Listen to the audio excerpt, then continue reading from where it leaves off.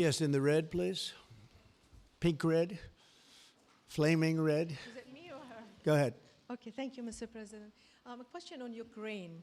Number one is, if you're not considering the security guarantees, are you open to other forms of, for example, intelligence cooperation with Ukraine? And Mr. Prime Minister, President Trump has proposed a plan for Gaza.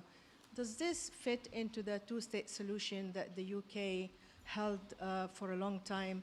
Do you see it fit into your general Middle Eastern strategy? Thank you so much. Yeah, thank you very much. We're open to many things, but before I even think about that, that's almost pleasant to think about because that would mean that peace has been arrived at.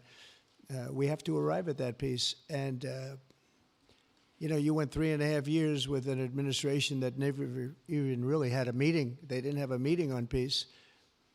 And there was no prospect of peace. I think, frankly, Russia wanted to go through the whole long deal. I don't think they do anymore. I don't think they do. We had a very big impact on that whole situation. But I don't like talking about phase 2 until I get phase 1. Phase 1 is I have to make peace. And we have to get Russia to agree. We have to get Ukraine to agree. And I think we will, I think we've come a long way. I believe we're going to get it done. I wouldn't say that if I didn't think so. And I think it will be very important, very historic, and we're going to save a lot of lives.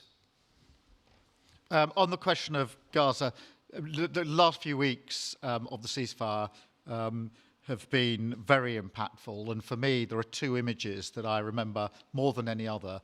The first is Emily Damari, who is British, being reunited with her mother. You may remember she had her fingers missing after what she endured. That was an incredible moment. I'd spent a lot of time with her mother whilst she was held captive, and her mother went through absolute torture.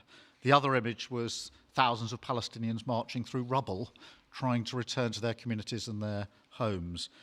So we have to do everything we can to ensure that the ceasefire continues, so that more hostages can be returned, so that aid can be brought in that's desperately needed.